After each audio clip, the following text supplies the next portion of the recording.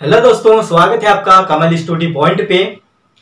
दोस्तों, आगे बढ़ने से पहले मैं बता दूं, अगर चैनल पे अगर तुम नए हो ना तो मेरे चैनल को सब्सक्राइब जरूर कर लीजिए। सब्सक्राइब का जो लाल बटन है ना, इस लाल बटन को दबाइए और साइड में जो बेल आइकन है उस बेल आइकन को दबाइए और दबाने के बाद में 3 ऑप्शन आता है बेल आइकन में, तो सबसे ऊपर वाला ऑप्शन सिलेक्ट करना है बेल आइकन में, ताकि मैं अगर वीडियो अपलोड करूंगा तो आपके पास तुरंत उसका नोटिफिकेशन आ जाएगा और आप कोई सा भी वीडियो मिस ना कर सकोगे।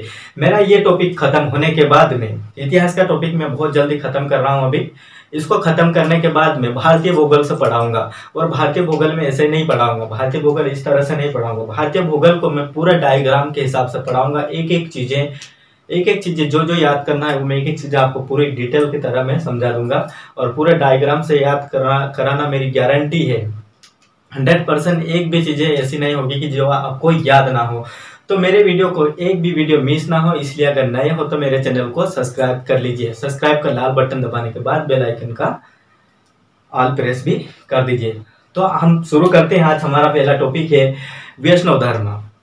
हमने इससे पहले भी पढ़ा था शिव धर्म। शिव धर्म शिव से संबंधित था और ये वैष्णव धर्म हमारा विष्णु भगवान से संबंधित है। आगे हमारा जो है इस्लाम धर्म है ना, तो इसी तरह से इस्लाम, पारसी, ईसाई है ना, तो इसी तरह से हम आगे भी बढ़ते चलेंगे और इनको बहुत जल्दी खत्म करूंगा। बहुत छोटे छोटे टॉपिक है, इनको बहुत जल्दी खत्म करके भारतीय भूगोल में अभी बीच में ही इनको खत्म होने से पहले ही भारतीय भूगोल को पढ़ाने वाला हूं। तो मेरा वीडियो नोट एक भी मिस ना हो, इसीलिए इस चैनल को सब्सक्राइब कर लीजिए और साथ में बेल आइकन दबा दीजिए और अगर शुरू से अंत तक देखिए और देखने के बाद अगर वीडियो अच्छा लगता है तो लाइक भी कर दीजिए। तो चलो शुरू करते हैं। आज हम वैष्णव धर्म है ना, वैष्णव धर्म के विषय में जो जानकारी हमें सर्वप्रथम जो जानकारी हमें प्राप्त होती है वो हमें जानकारी प्राप्त होती है उपनिषदों में। कहाँ से? उपनिषदों से हमें वैष्णव धर्म के विषय के बारे में हमें सर्वप्रथम जानकारी हमें उपनिषदों से मिलती है। वैष्णव धर्म के बारे में इनका जो विकास हुआ था है ना, वैष्णव धर्म का जो विकास हुआ था वो भगवत धर्म से हुआ था, है ना। कहाँ से हुआ था? ये भगवत धर्म से हुआ था, याद रखना, है ना। तो वैष्णव धर्म के प्रारंभिक जानकारी हमें जो मिली थी उपनिषदों से और इसका जो विकास हुआ था भगवत धर्म में इसका विकास हुआ था। अगला क्वेश्चन हमारा पंचरात्र। पंचरात्र क्या है कि जो नारायण के जो पूजक थे, यानी कि भगवान विष्णु के जो पूजक थे उनको पंचरात्र कहे जाते थे, है ना। तो जो नारायण के पूजक, ओके, तो जो नारायण के पूजक थे उनको पंचरात्र कहे जाते थे, याद रखना, है ना। पंचरात्र शब्द इंपोर्टेंट है क्योंकि पंचरात्र इसी से पूछा जाएगा क्वेश्चन में, है ना। अगला क्वेश्चन हमारा प्रवर्तक। वैष्णव धर्म का प्रवर्तक कौन था? तो वैष्णव धर्म का प्रवर्तक था कृष्ण, ओके। कृष्ण वृषण कबीले के था, है ना। तो ये वृषण कबीले के था और इनका जो निवास स्थान था, है ना, तो वैष्णव धर्म में प्रवर्तक कौन था? कृष्ण, और ये वृषण कबीले से था और इनका जो निवास स्थान था मथुरा, है ना। मथुरा का नाम तो सुना ही होगा। तो देख लीजिए कि प्रवर्तक कृष्ण है और वृषण कबीले के था और ये मथुरा के रहने वाले थे, इनका निवास स्थान मथुरा था। अगला क्वेश्चन है कृष्ण का सर्वप्रथम जो उल्लेख हमें मिला है ना, कृष्ण का सर्वप्रथम जो उल्लेख हमें मिला है छांदोग्य उपनिषद, है ना।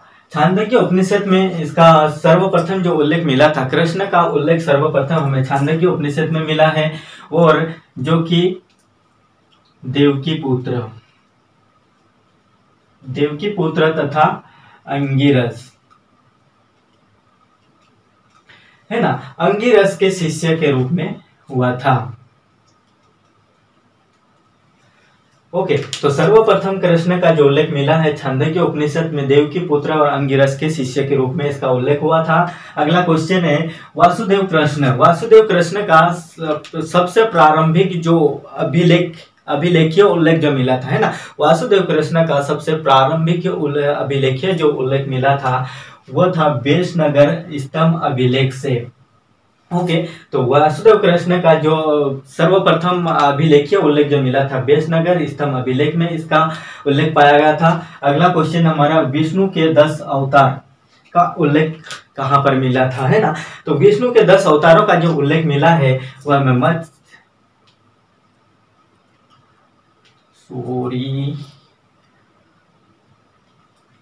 मत्स्य पुराण। ओके। तो हमें विष्णु के 10 अवतारों का जो उल्लेख मिला है वो मत्स्य पुराण से मिला है। अगला क्वेश्चन है कि जो विष्णु के 10 अवतार कौन कौन से थे, है ना। तो विष्णु के 10 अवतार थे, उनमें से कुछ मैं आपको बता देता हूं। एक तो मत्स्य, दूसरा वराह, तीसरा वामन, है ना। पहला मत्स्य, वराह, वामन और राम, बलराम और एक परशुराम का नाम दे देते हैं, है ना। इतने सारे बहुत है, इतने से ज्यादा कुछ नहीं पूछेगा। अगर पूछेगा तो मत्स्य पूछेगा, दूसरा पूछेगा वराह, है ना। तो एक दो इसमें से पूछेगा या वामन 3। तो इसी तरह ये 6 लिख दिया मैंने, मत्स्य, वराह, वामन, राम, बलराम और परशुराम, है ना। तो विष्णु के 10 अवतारों में ये 5-6 इंपॉर्टेंट है, बाकी और दूसरे हैं उनका नाम मैं नहीं बता रहा, कोई फालतू है तो इनको छोड़ो। आगे बढ़ते हैं। गुप्त काल। गुप्त काल में जो वराह अवतार जो मिला था, है ना। गुप्त काल में जो वराह अवतार जो हमको मिला था, यानी कि भगवान विष्णु के लिए तीसरा अवतार था वराह अवतार। तो वराह अवतार गुप्त काल में बहुत प्रसिद्ध था, है ना। सबसे ज्यादा प्रसिद्ध कौन सा अवतार था, इसका 10वां अवतार था ये, सॉरी 3रा अवतार यानी कि वराह अवतार था गुप्त काल में। इसके बाद अगला क्वेश्चन हमारा ईश्वर की प्राप्ति। वैष्णव धर्म में जो ईश्वर की जो प्राप्ति हुई थी, है ना। तो ईश्वर की प्राप्ति के लिए लोगों ने सबसे ज्यादा, है ना, सबसे ज्यादा इन्होंने भक्ति को महत्व दिया था। किसको? भक्ति को। इन्होंने सबसे ज्यादा ईश्वर को प्राप्त करने के लिए इन्होंने सबसे ज्यादा भक्ति को महत्व दिया था। अगला क्वेश्चन हमारा प्रमुख संप्रदाय, उनका मत और उनके आचार्य, और उसके बाद में हमारा आएगा प्रमुख संप्रदाय, उनके संस्थापक और उनकी पुस्तकें हमको पढ़ना है। तो हमें पहले पढ़ते हैं कि प्रमुख संप्रदाय तथा उनके मत और उनके आचार्य। पहला क्वेश्चन है हमारा वैष्णव संप्रदाय। वैष्णव संप्रदाय का मत कौन सा है? तो वैष्णव संप्रदाय का मत है विशिष्टाद्वैत, है ना, विशिष्टाद्वैत है। तो वैष्णव संप्रदाय के जो मत है वो विशिष्टाद्वैत है और उनका जो आचार्य है वह रामानुजन है। ओके। तो वैष्णव संप्रदाय के मत है विशिष्टाद्वैत और उनका आचार्य रामानुज है। उसके बाद में दूसरा है ब्रह्म संप्रदाय। ब्रह्म संप्रदाय का जो मत है द्वैत, है ना। इनमें से आधा कर लेना पहले में से कि वैष्णव संप्रदाय में जो मत है वो विशिष्टाद्वैत है। तो लास्ट में हमारा ब्रह्म संप्रदाय में जो लास्ट में जो शब्द में हमको मिला है द्वैत, तो इसमें ब्रह्म संप्रदाय में इसका मत है द्वैत और इसका आचार्य है आनंद तीर्थ, है ना। तो इसका आनंद तीर्थ इनका आचार्य है। अगला क्वेश्चन हमारा रुद्र संप्रदाय। रुद्र संप्रदाय में इसका मत है शुद्धाद्वैत, है ना।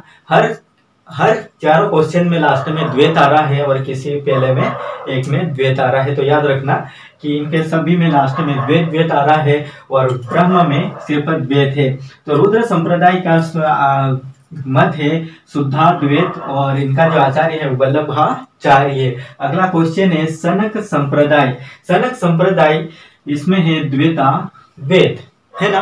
तो देख लीजिए आप, इसमें भी द्वैत आ रहा है, इसमें भी द्वैत आ रहा है, इसमें भी द्वैत आ रहा है, इसमें भी द्वैत आ रहा है। तो सनक संप्रदाय में द्वैताद्वैत डबल आ रहा है और इसका जो आचार्य है इसका है निम्बार्क, है ना। तो इसी तरह अगला क्वेश्चन हमारा प्रमुख संप्रदाय संस्थापक और उनकी पुस्तकों का नाम देना है। तो इनके संप्रदाय, संस्थापक और पुस्तकों के नाम बता रहा है कि जो बरकरी संप्रदाय है ना, वैष्णव धर्म में बरकरी संप्रदाय के संस्थापक कौन है? नामदेव, और इनकी पुस्तक नहीं है ना। इन्होंने पुस्तक नहीं लिखा था। अगला क्वेश्चन हमारा श्री वैष्णव संप्रदाय। वैष्णव संप्रदाय के संस्थापक है रामानुज और इनकी पुस्तक का नाम है ब्रह्म सूत्र। अगला क्वेश्चन हमारा परमार्थ। परमार्थ का संस्थापक है रामदास। कौन है? परमार्थ का संस्थापक रामदास है और इसकी पुस्तक का नाम है दास बोध, है ना। अगला क्वेश्चन है राम भक्त। राम भक्त के संस्थापक है रामानंद, है ना। राम भक्त का संस्थापक रामानंद और इसकी पुस्तक का नाम है अध्यात्म रामायण, है ना। तो आप देख लीजिए, यहाँ पर भी राम, यहाँ पर भी राम और यहाँ पर भी रामायण, है ना। तो हमारा लास्ट क्वेश्चन था कि संप्रदाय में जो संस्थापक तथा संप्रदाय कौन सा था, तो रामभक्त, और संस्थापक कौन था, तो रामानंद, और इसके जो पुस्तक का नाम है अध्यात्म रामायण। तो राम से ही रिलेटेड पूरे क्वेश्चन आ गए हैं। ओके, और अगला क्वेश्चन हमारा अंगोर वाट का मंदिर। अंगोर वाट का मंदिर जो कि कंबोडिया में है ना। अंगोर वाट का मंदिर कंबोडिया, या जिसको कंबोज के नाम से भी जाना जाता है, तो कंबोज को राजा सूर्यवर्मा द्वितीय ने बनवाया था, इनके द्वारा बनवाया गया था। इनका शासनकाल है 1113 ईस्वी से 1150 ईस्वी के बीच चलता है। तो इन्होंने कंबोज के जो राजा सूर्यवर्मा द्वितीय ने अंगोर वाट का मंदिर बनवाया था।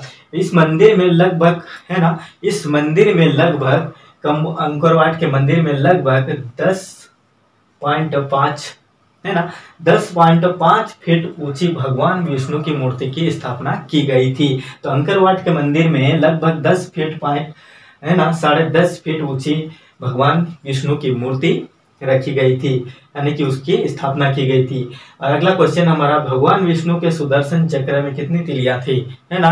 तो लास्ट क्वेश्चन है हमारा, भगवान विष्णु के सुदर्शन चक्र में 6, यानी कि 6 तीलियां थी।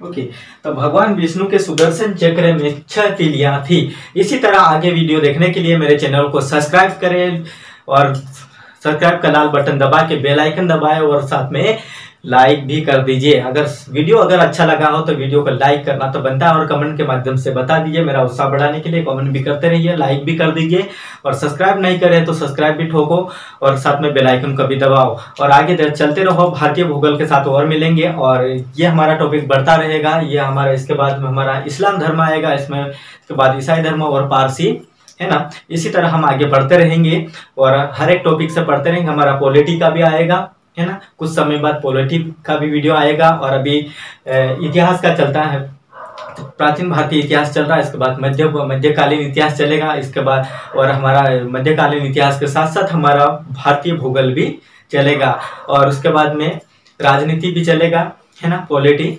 राजनीति, ये भी चलेगा। और इसके बाद में हमारा एमपी भूगोल भी चलेगा। एमपी से हर एक क्वेश्चन आपको प्रोवाइड करवाएंगे, और एमपी के एक एक चीजें आपको याद करवा देंगे, और भारतीय भूगोल में भी एक एक चीजें कोई सी भी ऐसी नहीं छोड़ेंगे, पूरी डिटेल के साथ बता दूंगा। तो ऐसे वीडियो अगर मिस ना हो, इसीलिए मेरे चैनल को सब्सक्राइब जरूर कर दीजिए। तो आज के लिए इतना ही, आगे मिलते हैं कल दूसरे इस्लाम धर्म के साथ। तो जय हिंद, जय भारत। Peace.